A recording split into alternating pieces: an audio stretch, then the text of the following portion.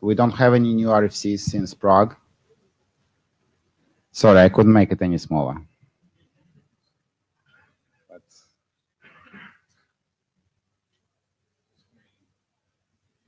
That's better? Yeah, I understand. So no new documents published, no RFCs in the RFC editors queue. However, we have a couple of documents in IRSG review. So I think both one has completed IRSG poll and is now in ISG conflict review, and the other one I need to double check.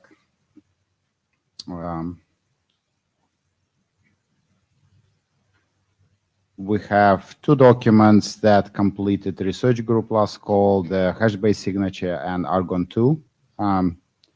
So chairs just need to do final personal review and send it to IRSG for processing.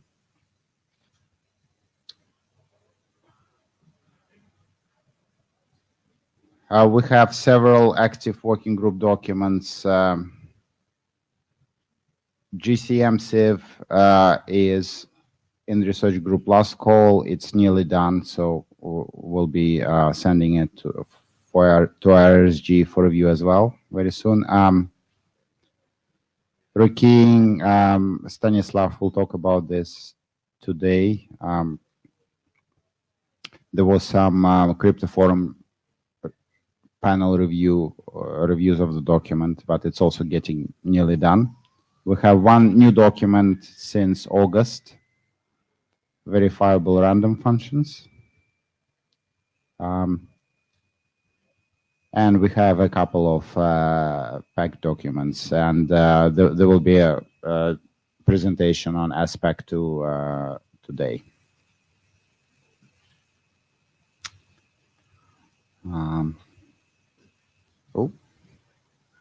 Then we have some related working group documents, research group documents. Some of them might become active documents today. We'll find out. So Paul Hoffman will talk about transition from classical to post-quantum.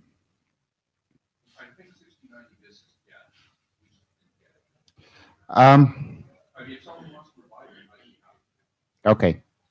Do you want this to be asked explicitly? Do you want to be asked on the mailing list? I'd say on the mailing list. Yeah, we sort of forgot about it, to be honest, but we are happy.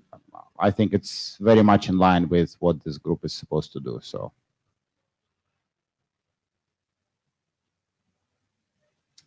okay, I'll need to scale it back.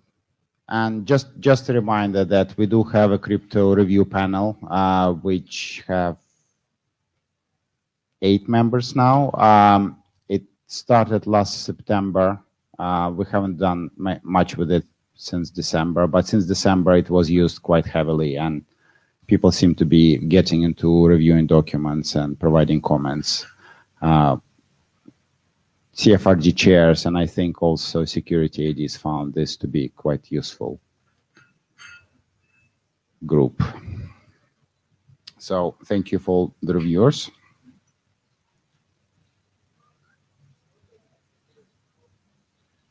And with this, I think we are ready for the first presentation.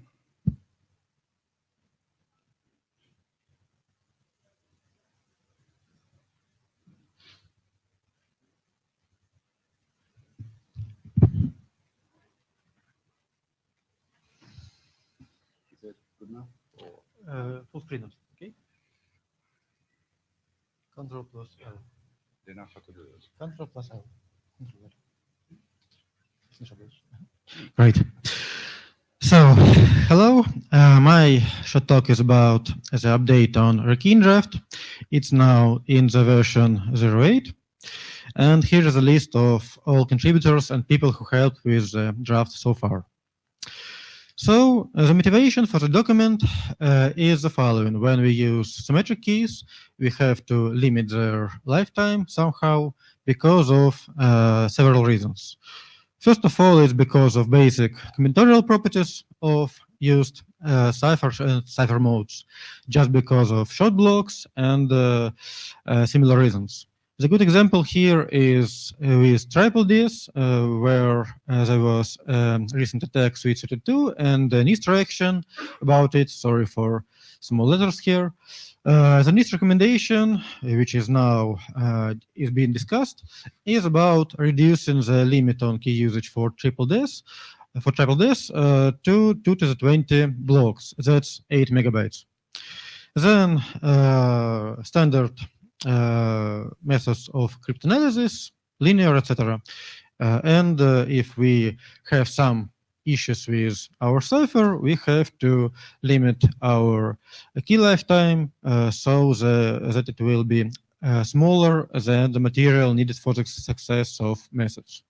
And most important of all, as a primary motivation for this document is resistance against side channel attacks. A recent example here is an example of an attack against AS.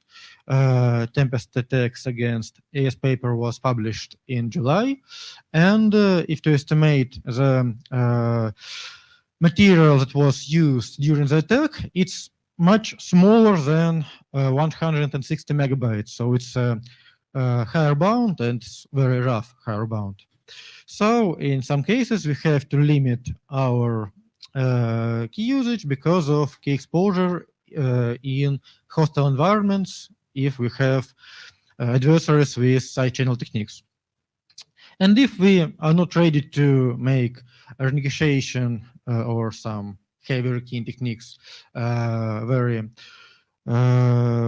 frequently, we can use lighter techniques. And a good example of such technique is the rekeying in TLS 1.3.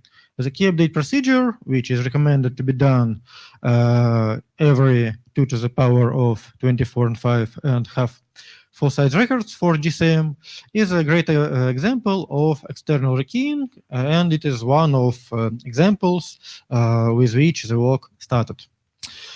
The objective of the document is to prepare menu of choices for developers with a set of good, efficient, and secure mechanisms, and with recommendations for their usage. So the scope of the document is about how to deal with limits on key usage against side channel attacks, how to use lightweight cryptography with small block ciphers frequently, without some heavy procedures of negotiations of keys every, say, 100 megabytes.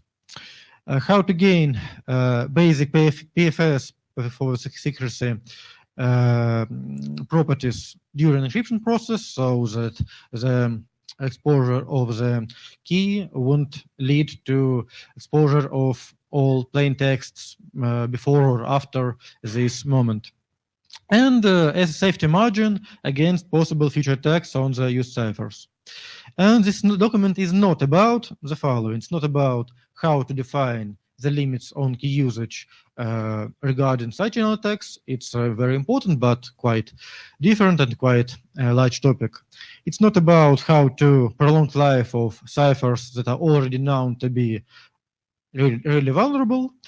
And it's not about post-quantum issues. Similar techniques using KDFs or PRFs are used, for example, in a draft in IETF2 from David McGrew, Scott Slurer, Valery Simpson-Sloff, Panos. And it's not about heavy schemes of renegotiation. So it's about easy and transparent methods to continue using session keys without a new exchange of data, etc. I gave a long review of techniques in Seoul. After that, the work started by the initiative of chairs of the research group. There was a large 1-hour side meeting of CFRG in Chicago, where we discussed the scope of the document, the mechanisms that we use, and where we formed the structure of the document itself. And we had a status update in Prague in July. So from Prague, we have 3 new versions, and the major differences are the following. We got rid of mechanisms for OFB and CCM modes that were specialized for these modes because of some problems with their security. So we didn't find any real problems with the security, but the security proof with positive result for them is a very difficult task that is quite different from tasks for other modes. And during the discussion, we decided that the modes of OFB and CCM are not so important to get a lot of time to get security proofs for them.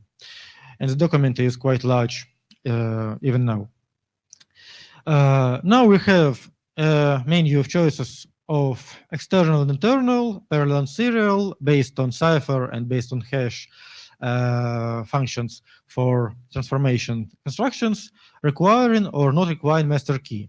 For all of them, the security proofs in the models similar to the models that were proposed by Abdellah and Belleri in their work on increasing the lifetime of session keys.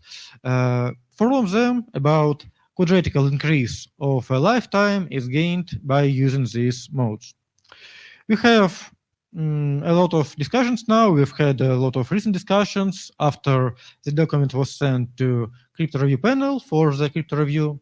There was a very interesting, very important review from Yaron Schaefer, and we had a very fruitful discussion with him.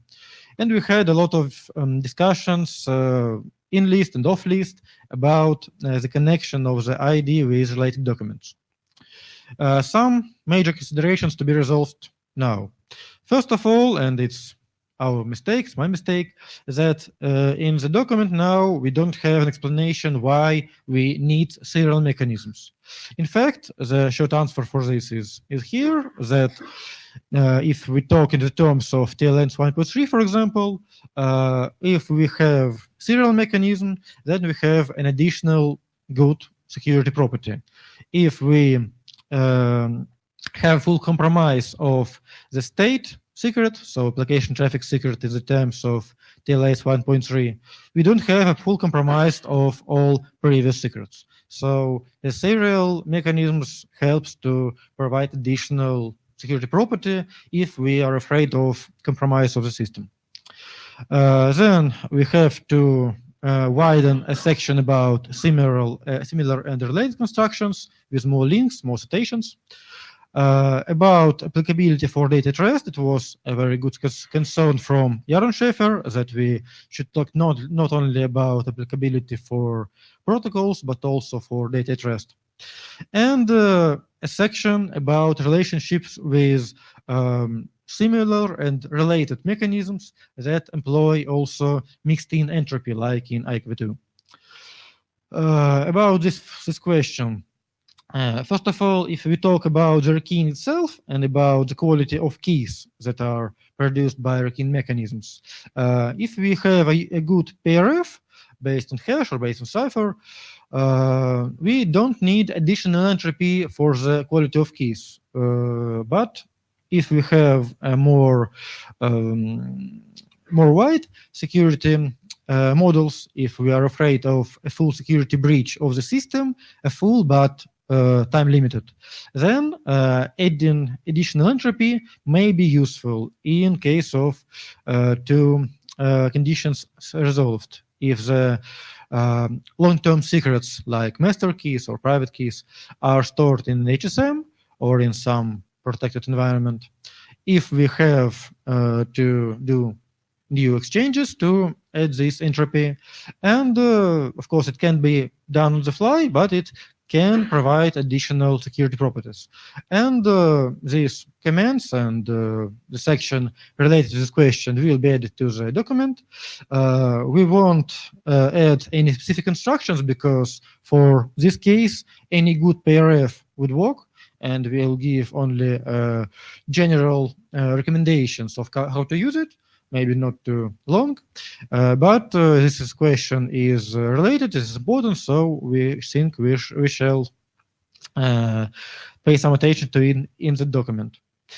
And maybe such a comment will be added that we must rely on the additional entropy only if we have full analysis of it, because in some proprietary protocols I'm aware of, there were problems when additional entropy were like an additional safety margin where while it didn't add anything else, it didn't add anything good to the security, but gave a false sense of additional security.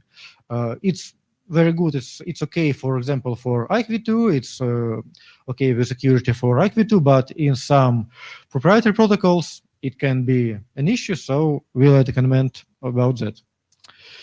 And specific state and plans. We should add comments about not only data interest, but also control of Rickean process. In the list, there was a discussion with Peter Alexander, who wanted to participate in that. We'll add a comparison of described approaches with mechanisms exploiting additional entropy. We'll add new references and new test vectors, and of course resolve editorial comments given it as reviews. And we hope that we'll obtain a new version addressing all these issues and all the concerns given in the reviews by the crypto review panel members by the end of January 2018. So thank you very much for attention. I'll be happy to answer all questions.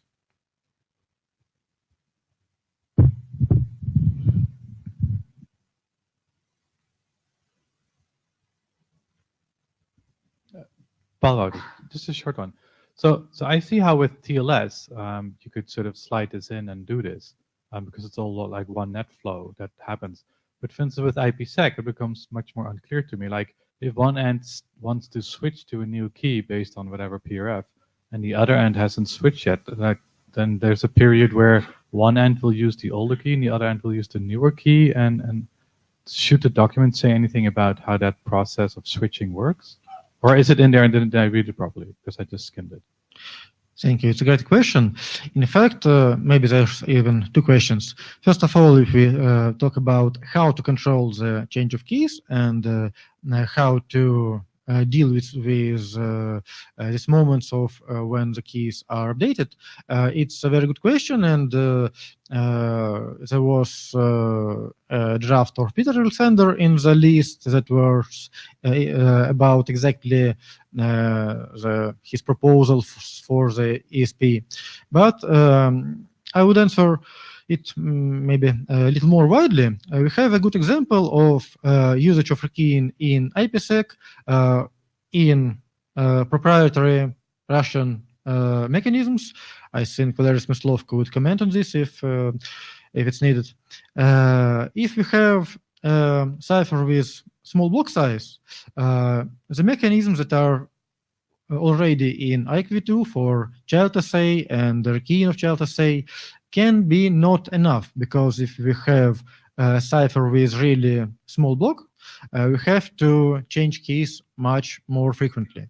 And the bound that was given by NIST of 8 megabytes for triple DES was like this for Russian Ghost cipher, previous Ghost cipher.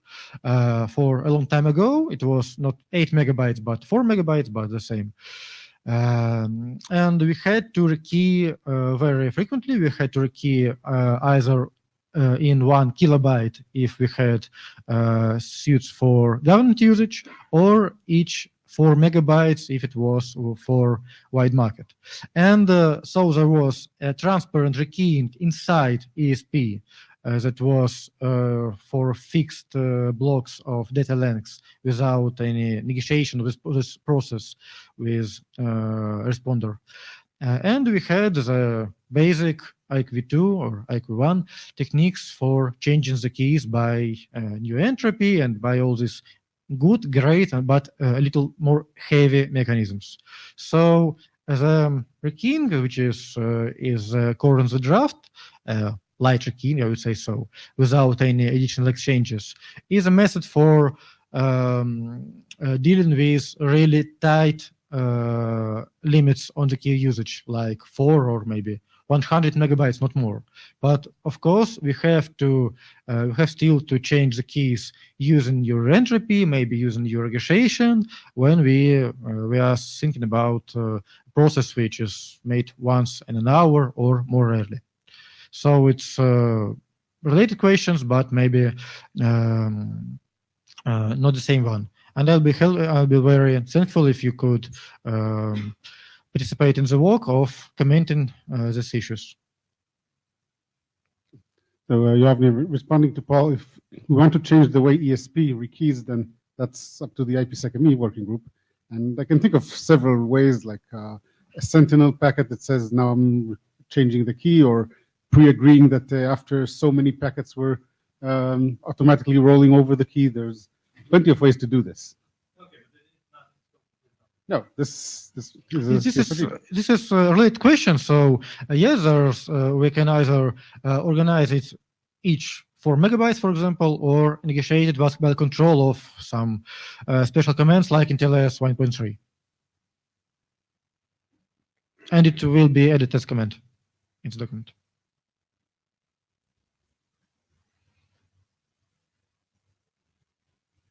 Okay. Thank you. Thank you.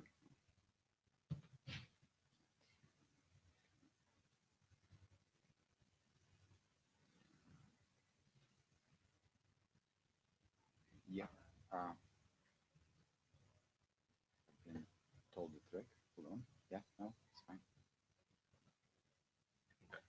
Good. Yeah. Oh, pink box. Yes.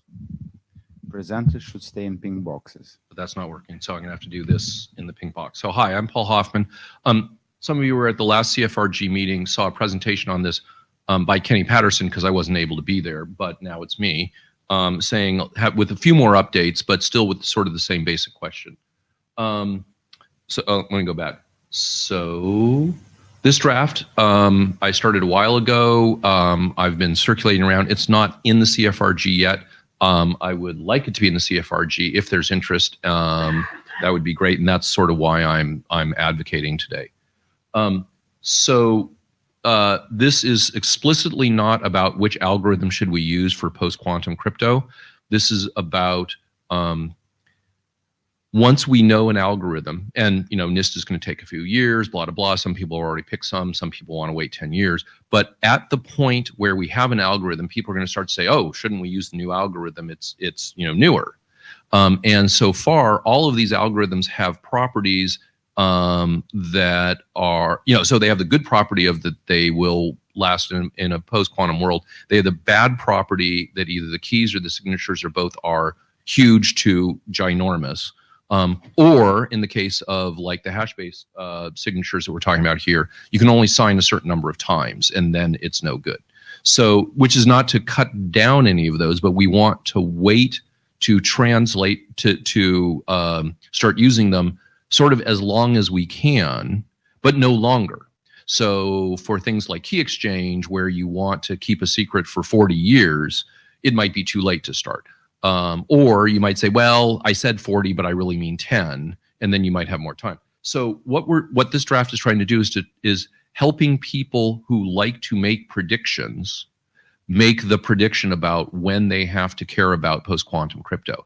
It is absolutely not the intention of this document. And I mean, just no matter how long it is, we're not going to say, and we need to worry about this at a certain time, because there's so little data now that would actually help you make a good prediction. I mean, that doesn't stop some people from making a prediction, but for those of us who are actually trying to be honest about this, there's so little data now, you just can't extrapolate. And let's face it, even when there is good data, we've extrapolated really badly. I mean, the IETF has just sucked at this. So, but what it is trying to do is if someone says, I want to make a prediction, we want to give them as much current data as we can. Really what we're trying to do here, and this is why it's sort of CFRG, it's actually sort of researchy in the sense of we're trying to collect all the best research out there. Almost all of the data are in academic papers and scientific papers and such. They're not in textbooks yet. Is collect that so that somebody who says, I think we need it in 15 years, someone else can say, please read this RFC, again, once it's out, and see whether that 15 makes any sense. So like I said, it's not about choosing the algorithms. There's plenty of people working on that already. For those who aren't, for the two people in the room who aren't aware, NIST is having a competition. They've just closed the window for people giving submissions and such. This isn't about that at all. And the reason why I have to keep saying that is that has garnered, thousands, if not tens of thousands of researchers trying to get their name on the next algorithm and stuff. When do you need it seems a lot less interesting to people, unfortunately. And so the people who we want to be able to read this document are actual crypto researchers, executives who just say, oh, I understand this stuff, which is sort of funny because what we're talking about here is the intersection of, quantum physics and like really serious math and some really interesting computer science questions because you have to make a circuit to do this. Not something that the normal executive would actually be able to do at all. And I'm not saying that critically because I'm not actually good at these either. I'm the editor of this document. I'm not like generating any of this data. But really what we want to do with the first RFC, which hopefully we can have in a year or so, is to lay the groundwork for another RFC that's probably 5 years down the line when we have better research. If we wait until then, it might even be too late because people are going to start slamming in some of these things, and then we'll realize we had done it too early. So we want to say, if you're going to do this, please try to do it sensibly, and we can't help you to do it sensibly yet, but we believe we will be able to in the future. And there is some, reasonable research out there. So since Kenny did this at the last IETF, I've gotten some very good input, including from Stanislav, person who just spoke to you. We actually had, I wasn't at Crypto in Santa Barbara, but Hillary Orman, a cryptographer many of you might know because she's come to the IETF a bunch in the past, presented it at the RUM session, but we haven't got that many people who are contributing. And so those of you who haven't read the draft, it has some stuff, and it also has some very brightly marked holes that say, we don't know about this, but we could if you help me fill it in. So that's sort of what I was hoping, especially from the folks at Crypto. Just haven't had it happen. I'm hitting up some individuals, and a lot of them are like, yeah, but I'm much more interested in the actual post-quantum algorithms. So really the question is, this is something that I think is like perfect for the CFRG here, that this is research, we're actually collecting research, but I'm not hearing a lot yet from the group. So I want to know, is this something that you folks want to do?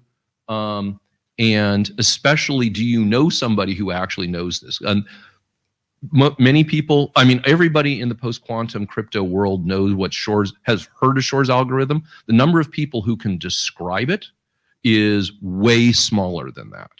Particularly when you ask them to describe it, not just with how many qubits are needed, but how much other circuitry is needed. Also, the physicists are, little sidetrack here, there are many ways to supposedly build a post-quantum computer, different physics, for trapping the ions and things like that. There is a buttload of money in that. And so a lot of the physicists are very tightly wedded to the thing they got a grant for, or the thing a friend got a grant for. There aren't many people who are that good at looking over the whole thing and saying, in 5 years, this is it's not like that this one technology will win, but the technology that wins will be approximately this fast, or will have these properties. Some of the stuff that we can do post-quantum now, you have to have at a millikelvin. Some of them work at room temperature. That's vastly different. Turns out the ones that work at room temperature are way slower than the ones that you have at a millikelvin. So things like that would be useful because we don't actually have a feeling for which one's going to be the winner. I would like help on that as well. So what I'm proposing, and I'm not assuming, is that CFRG takes this up, so it becomes draft IRTF CFRG. That might help get a few more people willing to contribute.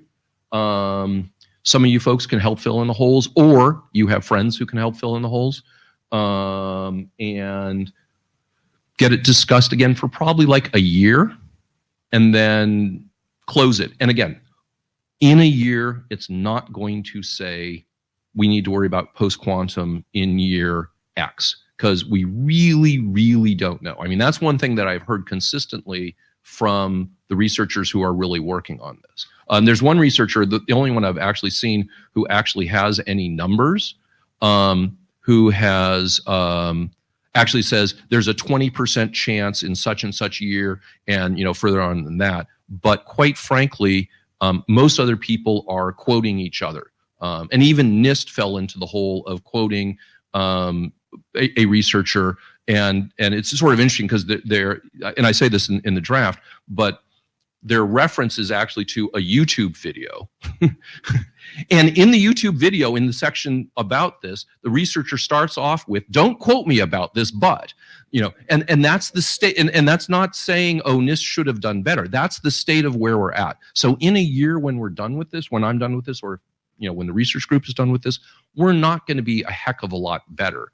But it would be good if people knew that. That's sort of what I want.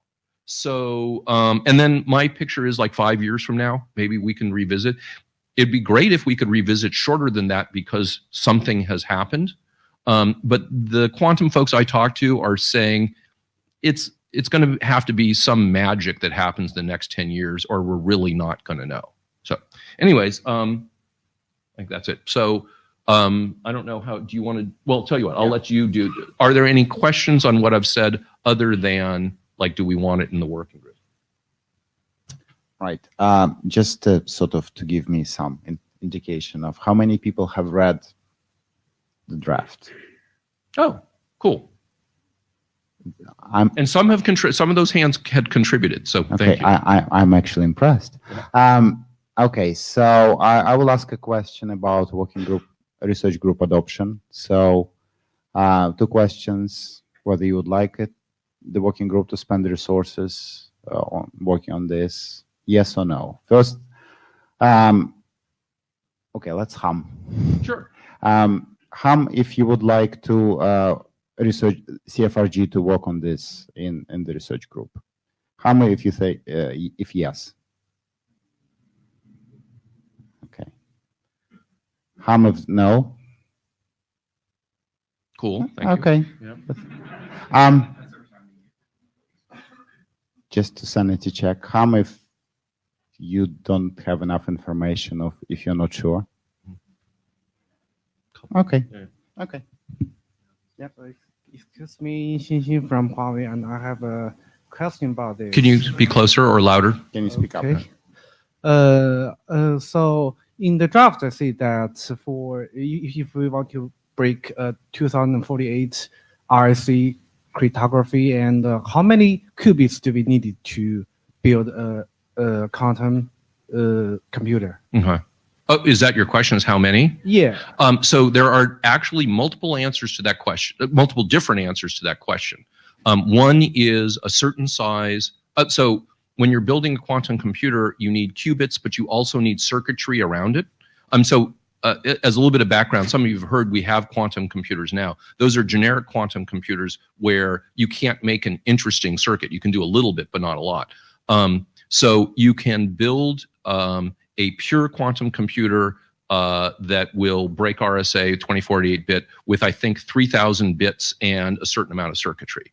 Now, 3,000 qubits is a lot, so you can actually make a different one with a smaller number of qubits, but a buttload more circuitry.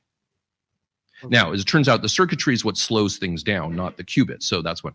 Separately, though, those are pure ones. It turns out that in the last 5 years, everyone has realized you can't actually build a qubit that will work. You have to build a qubit of about 1,000 qubits that will average into one. And so the whole section in the document about error correction. So what I just said, multiply that by maybe 1,000. Okay, the number you mentioned, the 3,000. So I want Give or to know- take. Yeah. I don't remember the exact number. Yeah. Okay. So I mean the approximate 3,000 qubits is based on the Shor algorithm or just an estimation? All of this is based on Shor. So in quantum computing for cryptography at this point, there are exactly two algorithms that matter. One is Shor's and one is Grover's. Yeah. Shor's applies to any of the asymmetric stuff that we care about. Grover's applies to symmetric, such as AES. Okay. So I wonder that in the future, if we can build many quantum computers, for example, one computer can support 1,000 or 500 quantum. Good question. Can you take a bunch of smaller quantum computers and put them together to make a question? The answer is probably not, like very probably not, but that's a very interesting area of research. Not using Shor's directly, you cannot. However, because what you're asking is, we know it's going to take a long time to get to this. Is there a baby step along the way? There is definitely some research being done on that. Not clear if it will work. Okay. So in the draft, I saw that you haven't filled the number in. So will you later do this? Will you help me? So I'm not an expert on that this. particular number is one that's very interesting, and there is some contention. For example, just a few months ago, Dan Bernstein came out with a completely different way to do this, where you can do it with a smaller number of qubits, but with completely weird circuitry that is or isn't Shor or whatever. That's the kind of thing why I'm saying I wouldn't want to finish the draft now just to pick out one number, because there's disagreement, and there are people who are doing really interesting research around the idea of this looks impossible now, for a certain period of time. Is there a possible way of doing it that's not a straight linear? Okay. So yeah, so that I would love to have sections on that in the paper. Okay. Thank you. Okay, last question, and we need to move on. Yeah, sorry. All right. Please. I have a suggestion about that. Mhm. Like, for example, like if the year X, the cryptograph, like RSA-248 was cracked by quantum computer, if we want like something like 50 years integrity, Yep. we need to prepare for like 5 years before like Yep. year X, right? Correct. But at the same time, for example, if we are overlapping like Mhm. signature for every 10 years or something, Yep. we only need to make like post quantum signature in X minus 10 years, Yes. and we have some other approach other than like post quantum resident cryptographic system. So that would be a different paper than this. This is Yeah. assuming that you know that you need it at a certain date. I think it's a perfectly reasonable paper to write, Yeah. which is mechanisms that will extend things. But that's not this paper. Yeah, but for example, like if it were confidentiality, Mhm. we can like something like secure cryptographic erase Yep. key or whatever. Absolutely. Yeah, And we can do that. So technology I would say that would be a reasonable paper to write, but not here. Oh, okay. Yeah. Okay. Thank you. Okay. I just actually wanted to follow Yeah. up on that. Yeah. Brian Ford, EPFL. I kind of want to push back on that. So if this is about the transition and how to Right. manage the transition, I would kind of think that those kind of questions maybe should be in scope. For example, if it turns out as we get closer, you can get kind of, we know RSA and ECDSA are kind of gradually getting cracked effectively by quantum computers. But if we know we can start turning up the curve sizes, Yes. Yep. significantly faster, and we know how to build bigger Right. curves, Yes. and if the actual post-quantum crypto algorithms still by that time have ginormous keys, it might actually be practical to use curve 1024 Yep. to get Absolutely. right. So I would But that wouldn't be in this first document. okay. That might be in the one that's 5 or 10 years from now. I would Okay. say. So yeah. Okay. Yeah, okay. Thanks. Great. Daniel Kahn Gilmore from the ACLU. So I appreciate that in the context of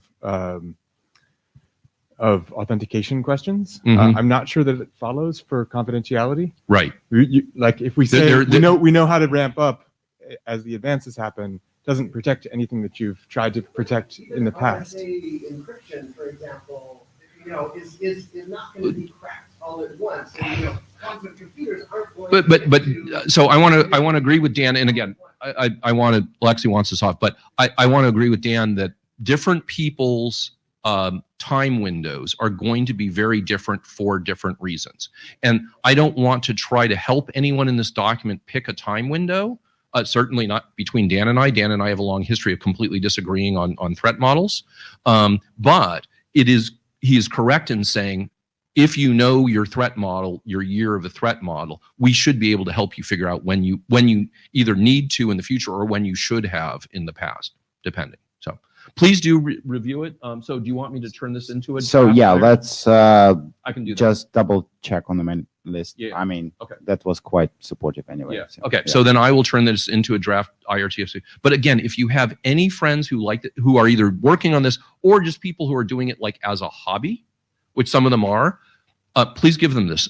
They might say, "Oh, I know the answer to that." That would be lovely. Thank you. Thank you. Right. Hold on. Let me load it.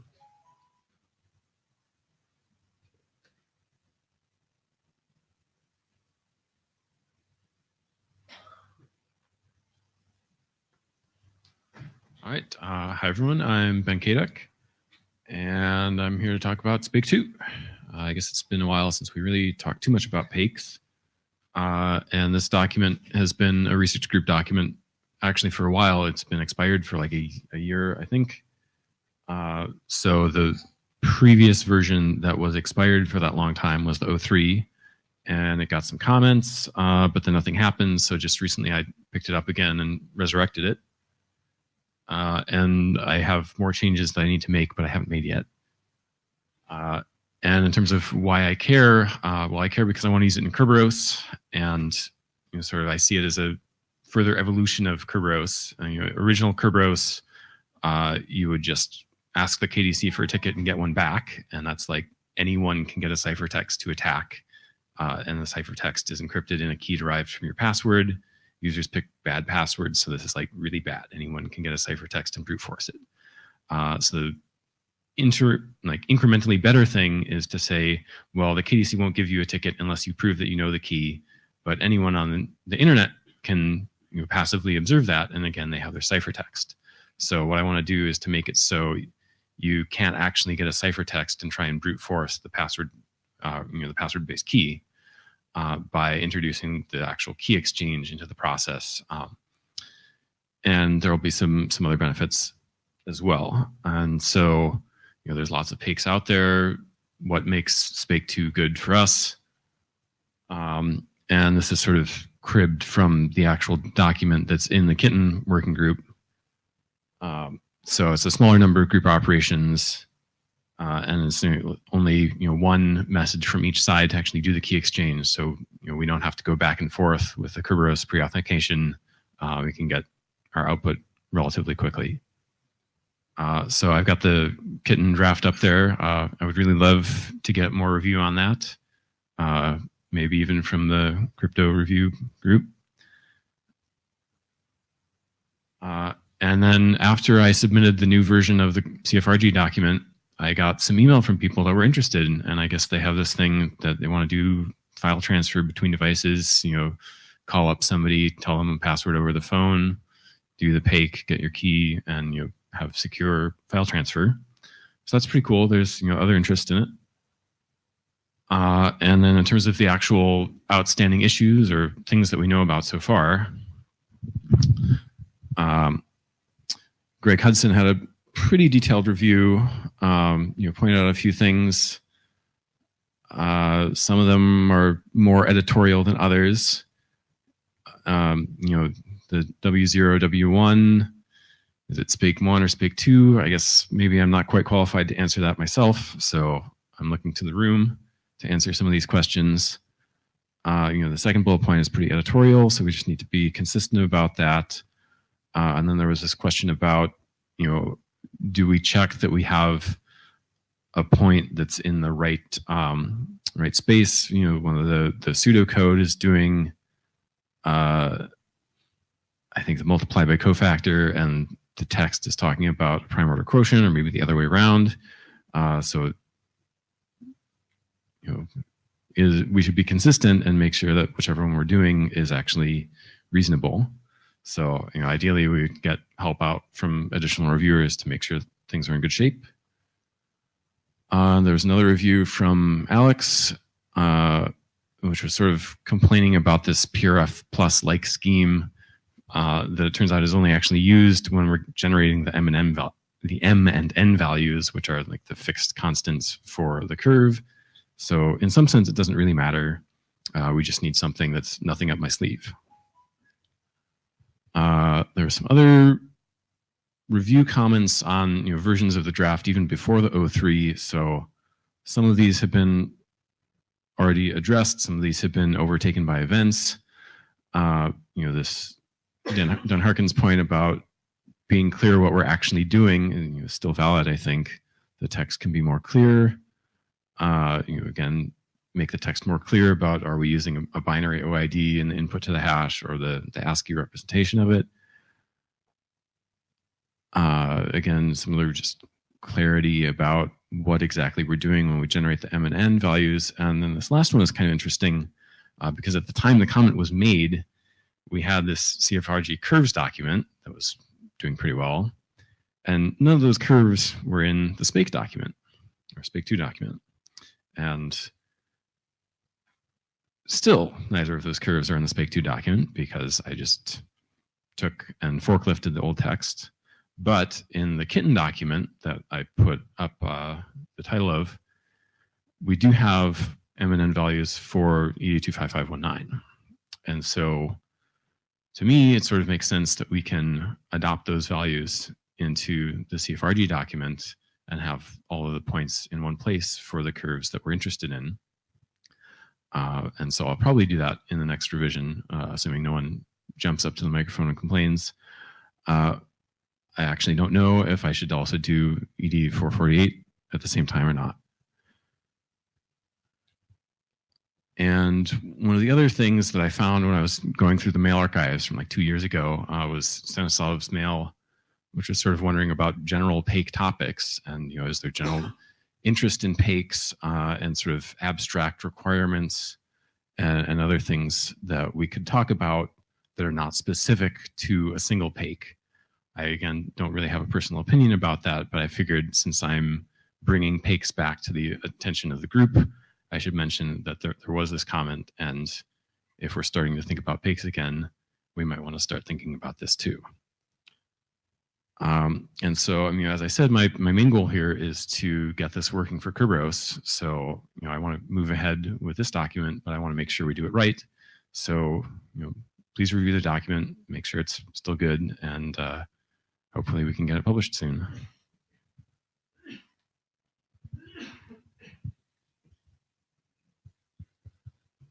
Stanislav Mishlev, thank you very much for the talk. We had a discussion with Watson-led, not only in the mailing list, but also in private communications. And there was a good point that SPAKE2 as a document is maybe really needed together with other PAKE schemes, because SPAKE2 is very lightweight in the sense that it doesn't define key authentication after they are negotiated. It doesn't define a lot of things that are going together with as a PAKE protocol. My opinion, that was maybe in the mail you cited, I don't remember exactly, was that we should clearly define which security requirements do we demand from the final implementation of the protocol. So we must check that all authentication counts are treated correctly, that we understand why and when, if we have some failures during the protocol, we can increment or decrement the counters so that some attacks with, for example, incorrect elliptic curve points or something wouldn't lead to the possibility of adversary to brute force passwords. And if to talk about different packets to be addressed in CFRG or in RFCs, I think that if we have spec 2, which is different from CSPEC because it uses 2 points instead of 1 point during key exchange, it doesn't define key authentication after the process. If we clearly define which difference do we have, maybe it will be helpful for the developers of the protocols to choose one. And one more comment. Now we have a great document by Jon Max Schmidt, the requirements for packet schemes. I don't remember the number of the RFC. I think it will be useful to add maybe a section in the document of how the protocol meets the requirements from the document of Jon Max Schmidt, because these requirements were quite useful, quite good, and I think it can be helpful for the document and for the protocol implementers who use the document. Yeah, that's a very good point that we have this PAKE requirements document, so I should actually refer to it since it came out already. And also thank you for mentioning the key derivation step, because when we use it in Kerberos, we can also use that as a chance to mix in a second factor, which is extremely beneficial for us. And I'll be ready to help if you need any help. Thank you.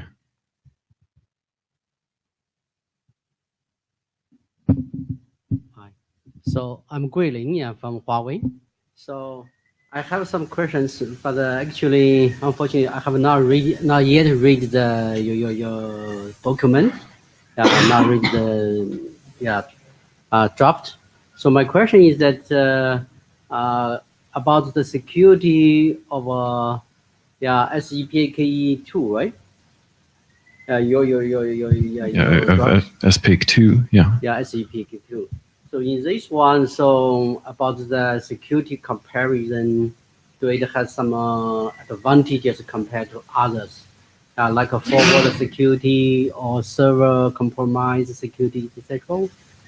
So you're asking about what security model and the effects security of various. Right. Yeah, I mean it's. I guess I don't really have a solid answer for you right up here at the mic. It's intended to be a secure key exchange so that an attacker on the network because like cannot. The key exchange protocols, there is a lot of security requirements. Yeah, different security properties. Say again, which protocol? Key exchange protocol or key agreement. Key exchanging protocol. Yeah, Thanks. yeah. So PAKE. Yeah. Including PAKE. Yeah, I mean we need to really be careful and write down what we think is going on here. Yeah, because like this one, like PAKE, there is a lot of security research already. Yeah, so if you search papers in literature, I believe will be more than 100. Yeah. Yeah, so new protocols are probably at least more than 10. Yeah, because some maybe already compromised, already have been found security flaws. So even the survived one, should be more than 10.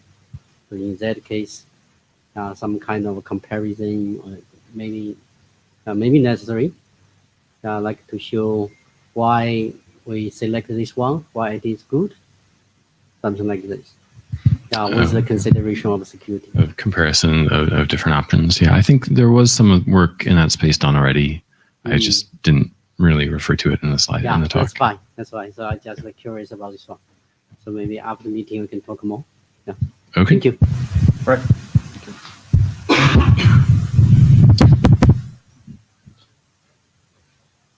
Okay, so now we're officially done with research group documents, and there are a couple of other suggested presentations. Dan.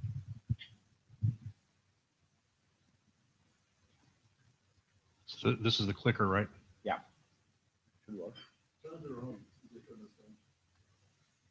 Aha.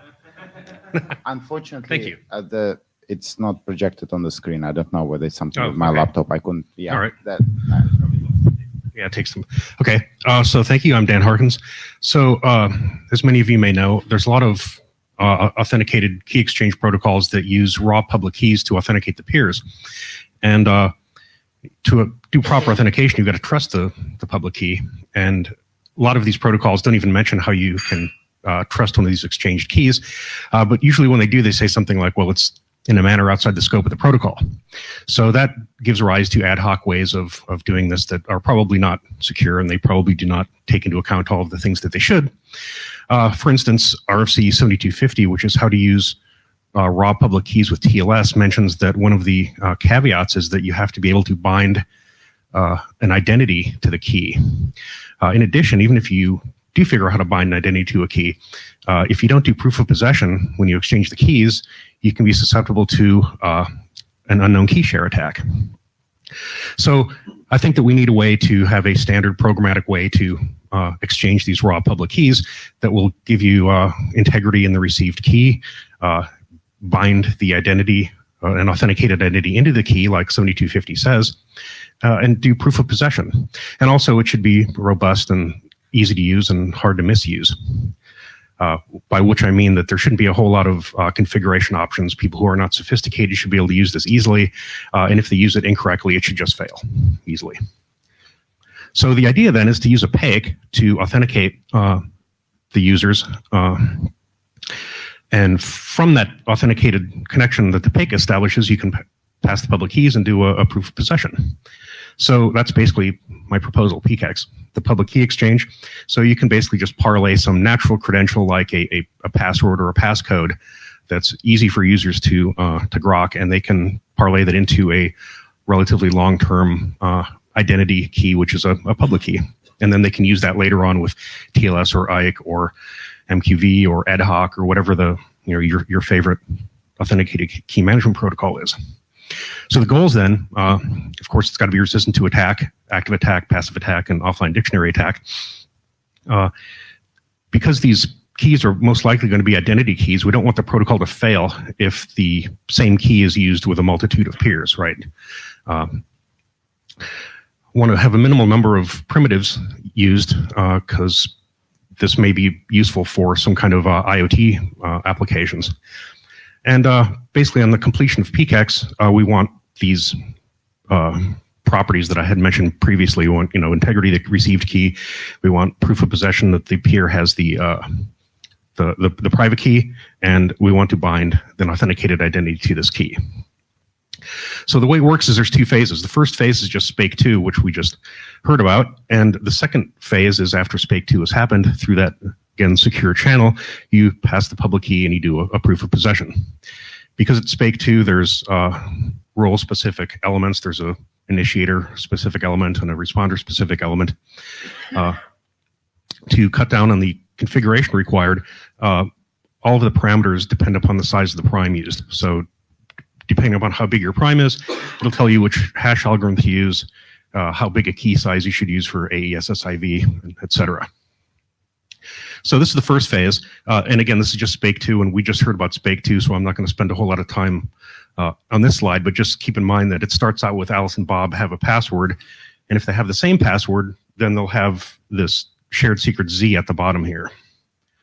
So then the second phase is, assuming that Alice has an identity key A, where her private identity key is lowercase a and uppercase A is her public identity key, Bob has a similar key B. So what Alice does is she takes her, assuming this is an elliptic curve, we can just talk about point multiplication. Alice takes her private identity key, multiplies it by Bob's ephemeral share. And she gets a secret then that she uses with an HMAC to hash in her identity, her public key, and the two shares from the ephemeral SPAKE 2 exchange. She sends that over to Bob with her identity key encrypted by AES-SIV with key Z and AAD of a single octet of the value 0. Bob gets this, and the first thing he does is try and decrypt it. So if SIV decryption fails, protocol fails. If it succeeds, then that means Bob has authenticated Alice, because Alice has been able to generate a blob of bits that properly is authenticated with Z, and Z can only be constructed by somebody who knew the password, and he shared the password with Alice, therefore this is Alice. He's authenticated Alice. SPAKE 2 has been authenticated here. He then takes the Alice's identity key, checks if it's valid. If it's not, protocol fails. If it is, then he generates his copy of what he thinks U should be. He calls it U prime. So basically takes his private ephemeral share, multiplies it by Alice's identity key, and does the HMAC.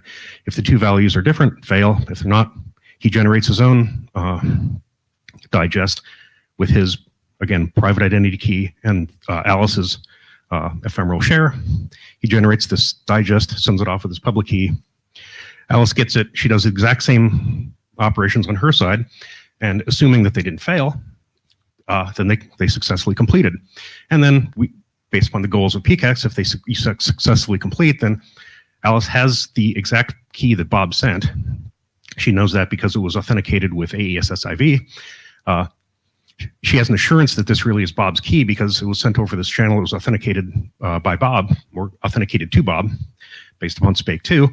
And she knows that Bob possesses his private key because of the trick that we did in the exchange with the HMAC digest. And so Bob has the similar assurances to Alice's public key that Alice has with Bob's public key. So basically, now these public keys are trusted for use in IKE, TLS, ad hoc, whatever your favorite authenticated key management protocol is. And I'd like to note that while Alice and Bob exposed their identities during PCAX, the identity keys that they end up getting trusted are not exposed. So those could be used to provide a modicum of privacy in the future use for whatever underlying key exchange protocol you're going to use. So for instance, Alice and Bob in their office could do PCAX. Now they've got these public keys. Now Alice can go halfway around the world and she can do an IKE exchange or TLS exchange with Bob. Nobody really knows what it is because these are just raw public keys going back and forth. But of course, Alice knows it's Bob and Bob knows it's Alice, and voila. So the current version of the document is 4. There are 3 independent interoperable implementations. It has received some cryptanalysis. Stanislav, thank you. Greg Rose also did some review. Comments were posted on the list. The difference between 3 and 4 is I added some, there are these role-specific groups, so I added some specific role-specific groups for some popular ECC and mod P groups. And I think it's a, I don't want to say complete, but it's mature. So being it's somewhat mature, I would like it to be adopted as a CFRG work item. And hopefully we could send it to the crypto review panel or whatever. And let's just check how many people have read the document. Okay. I think we can ask the question on the mailing list, but it's probably not worth asking it in the room at the moment, just because. Yes, questions, please. Yeah, I did have a question. Paul Wouters. So how is this different from doing a Diffie-Hellman, thereby getting a shared secret and then proving you have the public key, you have the private key of the corresponding public key? I'm still confused how this is extra compared to like a Diffie-Hellman. Because a Diffie-Hellman's not authenticated. No, but by proving that I have the private key and the Diffie-Hellman shared secret, I know everything I need to know, right? No, because you don't know who the other party is that has you want to bind an identity to that public key. So no, the public key is the identity. No.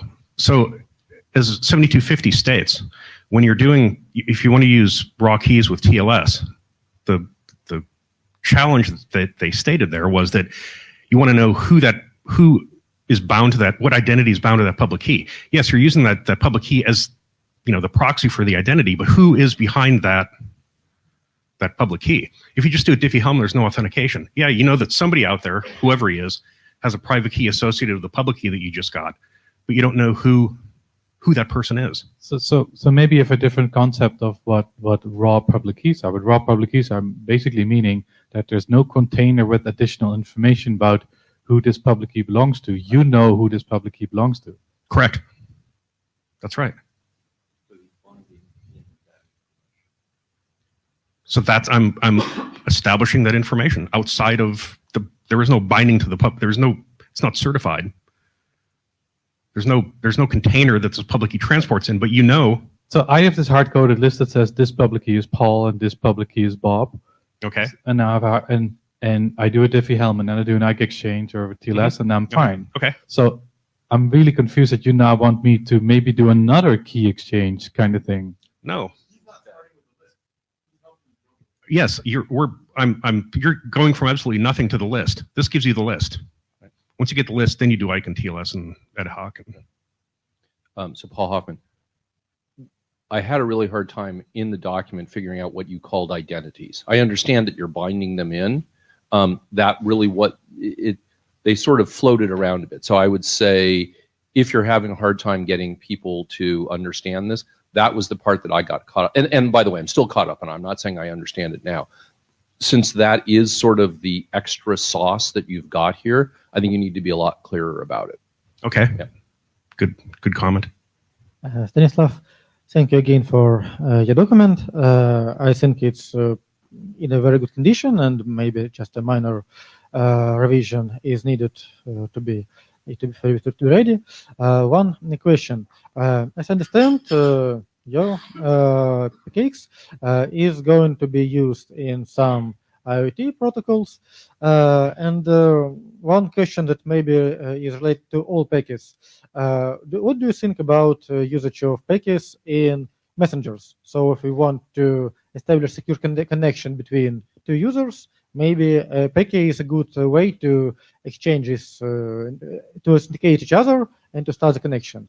And as I understand, no messengers use packets now for that usage. Maybe you have some other information. I don't have any other information on that, but it sounds like a good use of PAK, yeah.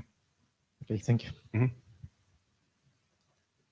Ben Kadek, I guess I have a similar point as Paul did regarding the actual identities that are going on, because I didn't really understand what kind of identity was being bound and what information was in that.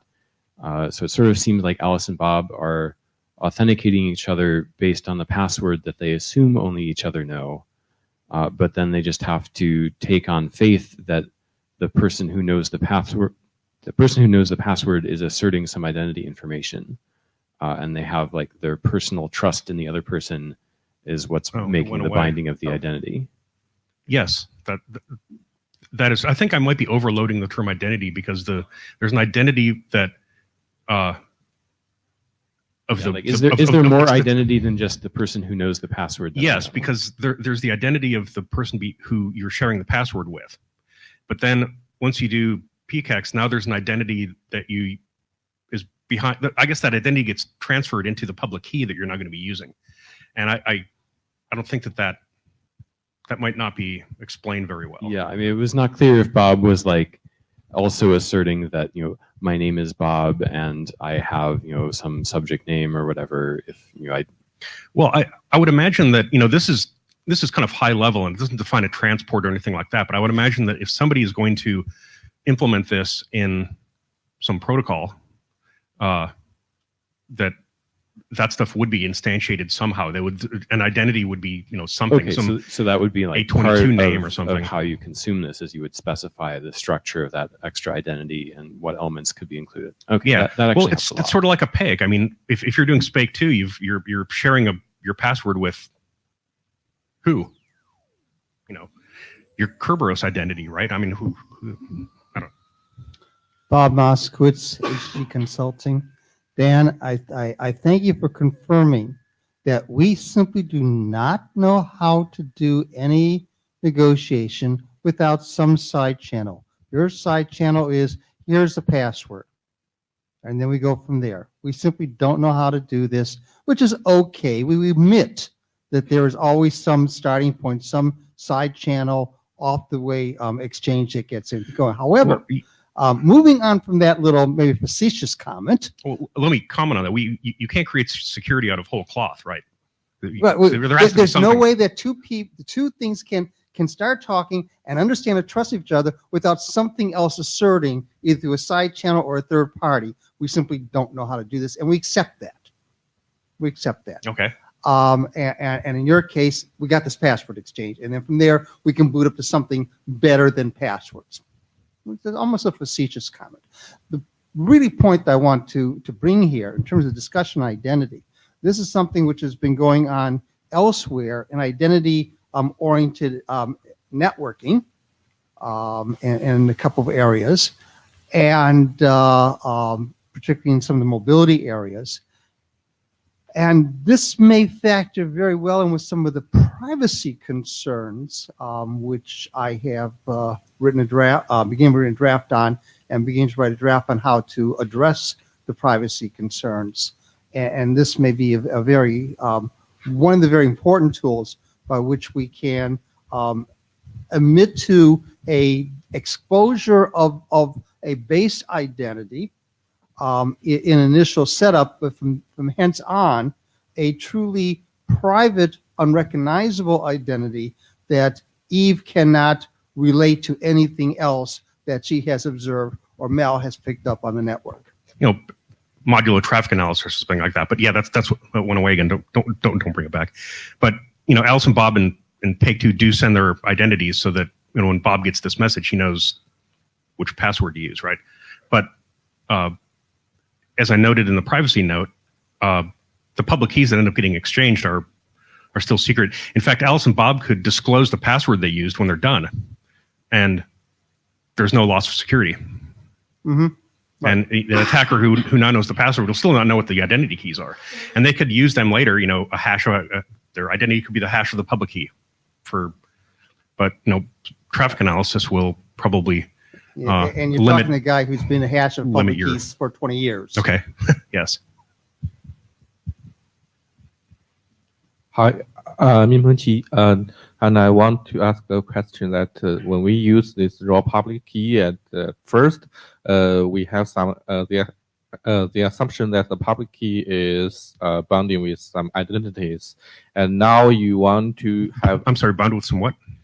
Identities. Okay. We know the public key is belongs to whom, and now you want to transfer the public key to the to the another side, and so we need some symmetric keys, and this symmetric keys is also that means that the one side is to know the symmetric key is bound to the other side their identity.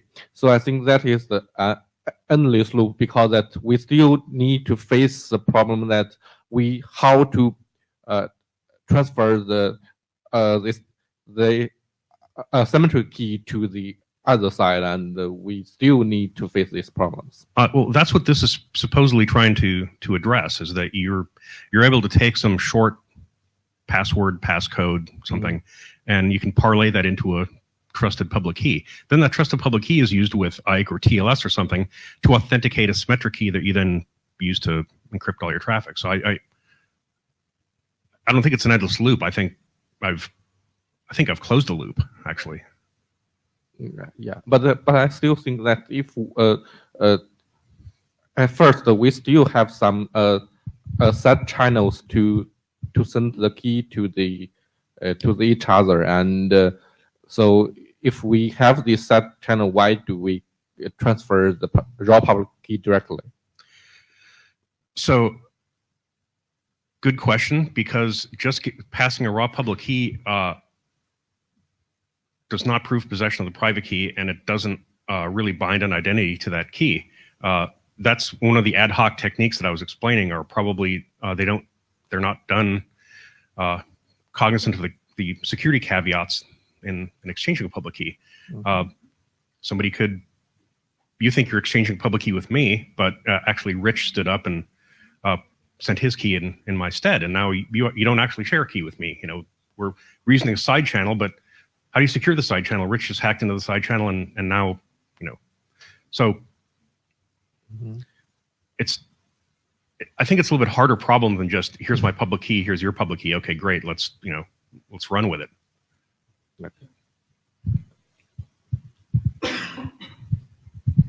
Okay, thank you.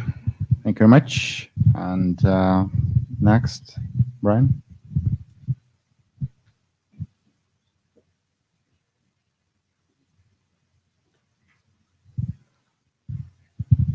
Hey, thank you. Okay, Hold on, great. just give me Sure. a second. Yeah. Okay, yeah, thanks. Happy to. Stand in the box. In the for the video. Okay, sounds good. Yeah, pink box. Hey, yeah. So thanks for your time. I'm not. So this is a currently for information for interest. I'm not. So this talk I'm not trying to kind of immediately propose a working group action, but present some recent research from my group at EPFL and get some preliminary feedback and discussion as to whether there might be interest down the road. Many of you have heard the all the ruckus about blockchains. I'll admit I'm not unbiased. My lab has been doing a lot of work on blockchain, development of next generation blockchain software and protocols. So there's a lot of interest, a lot of different things people are trying to do with it, but of course it's still a very early stage in most cases. In particular, most of the currently deployed blockchain systems that are out there and protocols are out there kind of suck in a lot of ways, especially Bitcoin and Ethereum, as well as many of the permissioned blockchains, which introduce all kinds of single points of compromise. So there's a lot of, this is still very much kind of ongoing research activity, but this is a crypto forum, not a blockchain forum. I get that. So I want to narrow down and focus in on one particular kind of narrow issue and a cryptographic abstraction construction that I'm hoping might be of interest anyway. So in general, there's a lot of discussion about helping to secure things by putting stuff on a blockchain for transparency, for example. If you might think of, it's been suggested that a certificate transparency log server is kind of a blockchain thing, and it kind of is, it kind of isn't, but that's a separate topic. But people put certificates or other things on the Bitcoin or Ethereum or other blockchains in order to try to get something in the public record and be able to be sure it's in a tamper evident log. One of the important issues with all of these things, though, is once you put something on the blockchain, how does someone who wants to verify that it's on the blockchain actually know that it's on the blockchain, actually verify this? This gets to the efficient verification problem. And I think this is a very general problem, especially for light mobile devices. For example, you've received a Bitcoin payment. How do you know it's on there? Or somebody says they have put a certificate on a log server of some kind, whether it's certificate transparency or another blockchain. How does a potentially lightly provisioned node that doesn't want to follow the blockchain all the time securely and efficiently catch up on the state, figure out if a transaction or certificate or something of interest actually is or is not on the blockchain? Well, for systems like that try to use Bitcoin or Ethereum like blockchains, what the client has to do is actually catch up at least by downloading all the block headers. And Bitcoin produces these once every 10 minutes. Ethereum produces them once every 20 seconds or something. Which it's not as bad as if you were downloading whole blocks, but it's still especially if you're a mobile device that's been offline for months or a year or two, it might be still a lot of stuff to download. And just as importantly, the security of this kind of verification critically requires that you actually, these clients be gossiping, not just with one reference point, because if you just ask one reference point, hey, what's the current state of the blockchain? They might be lying to you. That's a single point of failure or compromise by which you can be tricked into accepting a fake blockchain, and you can be tricked out of losing the transparency property, right? And this applies, as I've mentioned in the context of certificate transparency quite a few times. This reliance on gossip creates both complexity, privacy issues, where you have to gossip with many nodes all the time in order to know to have confidence that you have a secure state. So it's a privacy challenge, it's a bandwidth challenge, so it creates various problems. Now, the work I want to talk about, we just published and presented in the Usenix Security a couple months ago in Vancouver. In this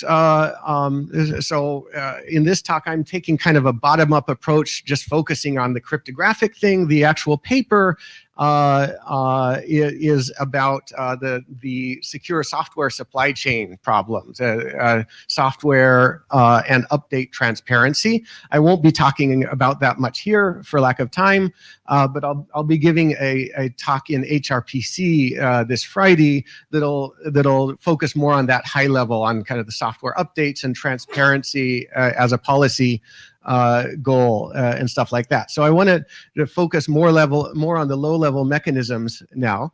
Now there's no, we haven't tried to create any internet drafts for skip chains yet. So that's the abstraction I want to talk about. But this builds on our collective signing work, which does have a very preliminary draft. I presented it last time. And we haven't yet had a chance to really rev that draft. It needs some revisions. But basically, if you weren't there, haven't seen that before, collective signing is basically just a way to take a bunch of signatures and compact them into the more or less the size of one signature plus a very compact bitmap that says who signed and who did and who didn't contribute to a different signature. Basically allows a distributed, decentralized group of nodes to collectively sign off on something that they verified, such as a block in a blockchain, right? Now, a traditional blockchain, by which I basically mean just kind of any hash-linked data structure, kind of these existed long before the blockchain became a buzzword, of course. You typically have a block, a set of blocks or records in which each one is linked to the previous one with a hash, right? And so this gives you the nice property that if two nodes have agreed on the correct value of the latest thing, they can authenticate anything backward in history. Just by kind of walking back from the front. So it gives you kind of backward security. Now, it doesn't really give you any security forward in time. And this is the basic weakness I'm talking about. To get, if you don't currently have the latest history and you want to get the latest state, then you need to gossip or use some other mechanism to get that. And so an alternative way to do that is to use something like a collective signature, a multi-sig, a sign-off process in which some number of validators or consensus group members, and I'm kind of leaving out a scope. It's an important but different topic how you pick that group.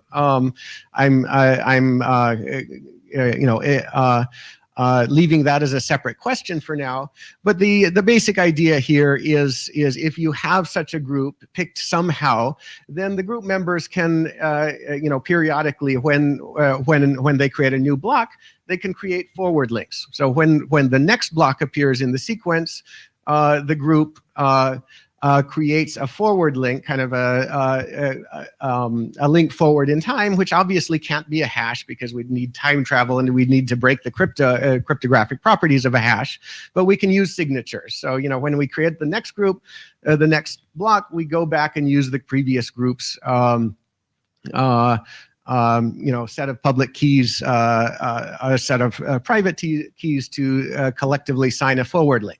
So this basically makes the blockchain cryptographically traversable in both directions. And so that's the nice property. Namely, if I'm behind, if I'm a light client that has been offline for a while, and I want to know if is that software update, or is that new set of root certificate authority keys, or that new whatever, is that valid, that I can just basically check one or a few collective signatures that might be given by anyone else, like a peer. I could be given a new update from a peer or somebody else, somebody who I don't trust, and securely walk forward on the blockchain, right? And validate anything going forward as well as back.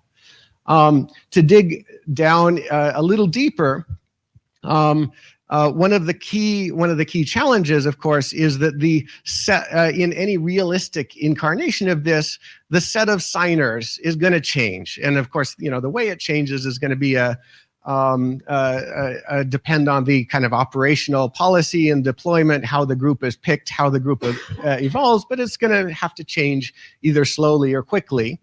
And in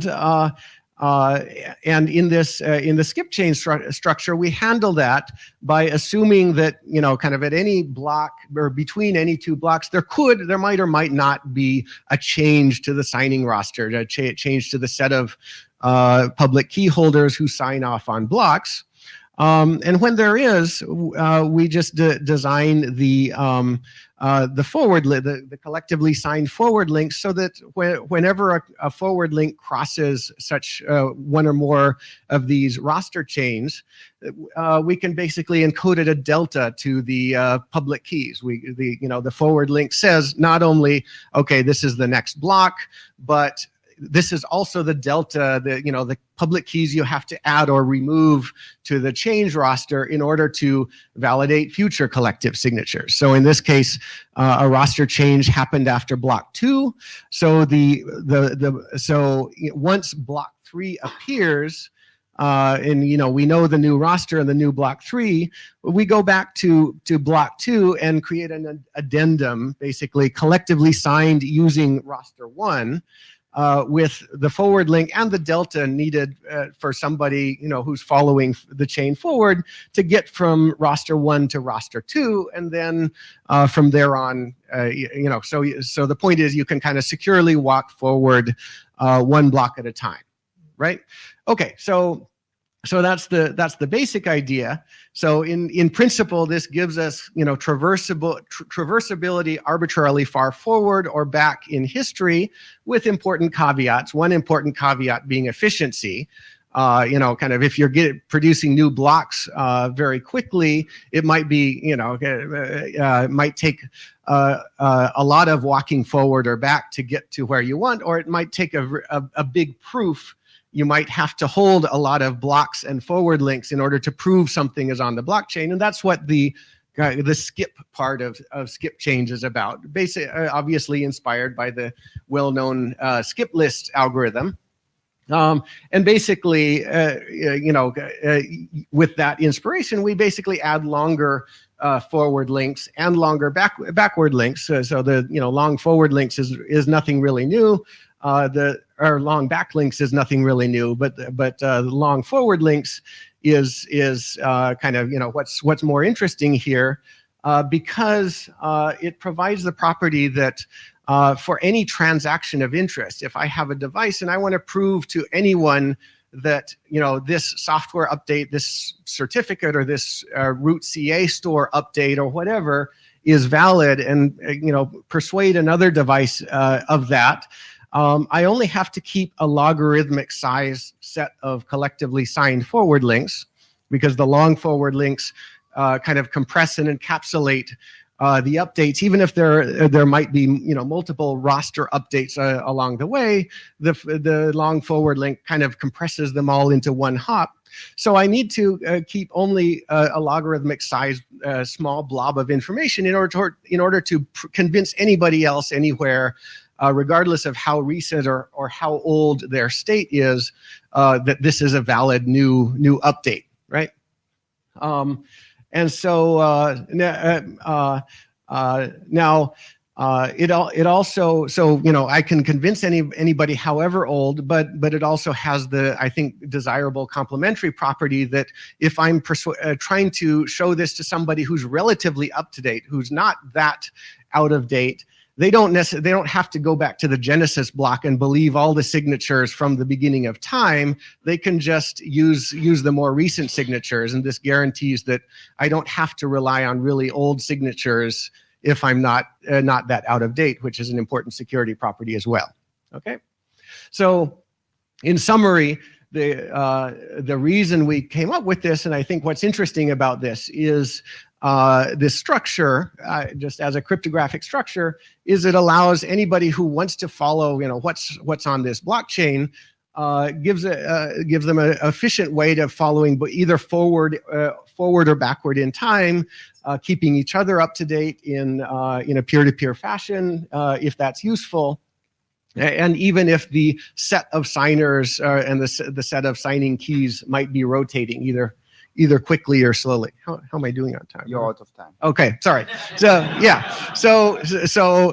yeah, I wanted to kind of leave the applications to the end. This is useful, but you know, for certificate type applications that a lot of people are interested in. And of course, like I mentioned, I'll be talking about kind of the software updates and software update transparency applications in HRPC.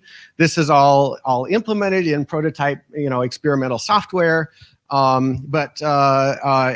At any rate, you know, kind of that's that for now. Just interested in hearing if there's any comments, feedback, questions. So, thanks. Okay, up to you. Two questions and that's it. I'm just. This is Daniel Kahn-Gilmore. I'm curious about how the signing group evolution works across the multiple layers of. Right, you had these like logarithmic, shorter and longer hops. Yeah. Yeah. So very good question. So so I mentioned so this delta associated with a particular forward link, that when you have a longer forward link and this forward link crossed several roster updates, basically that delta just needs to encode all of the you know, kind of the so if only one key changed and that key changed multiple times, then the delta only needs to contain the latest key. On the other hand, if two different keys changed at two different times, then the delta will contain those two changes in one blob. So you get some compression effect, and you get the kind of the nice worst case property that you know, any delta no matter how long it is, will not have more than the total number of keys in the new roster. So, yeah. Kyle Rose. It seems like the strength of blockchains is that you don't need to trust anyone, right? It sort of depends on the difficulty, the cost of creating an alternate history. You're right? trusting the miners collectively, but you're trusting somebody some set of people collectively. Yeah. Right. In this case, it sounds like what you're doing is saying, well, we're going to short circuit that by trusting someone whose signature whose signing key I trust, right? So you're transferring that trust from the collective mining community to someone that has a key that you think has not been compromised. Yes and no. The answer to that is the kind of separate and orthogonal question I mentioned as how you pick that group. Now, one of the things that in our research we showed, one way to pick that group is using proof of work miners. So we could have, you know, kind of the Bitcoin miners or the Ethereum miners, if they agreed to do so, or, you know, if some subset of them agreed to do so, they could use the proof of work based consensus group selection mechanisms that we've shown in our research, like our Bizcoin protocol, and pick the consensus group that way. And you'd get exactly the same security properties, you know, strengths and weaknesses that Bitcoin does. But you could I think there are perfectly reasonable ways of, other ways of picking consensus groups, such as, for example, the set of certificate authorities that a given browser vendor has in their root store. Or, you know, there's various decent answers to that question. Okay? Thank you. Okay, thank you. Okay. in theory, there was supposed to be time for any other business, but unless it's very quick announcement. See you next time, some of you, as in London.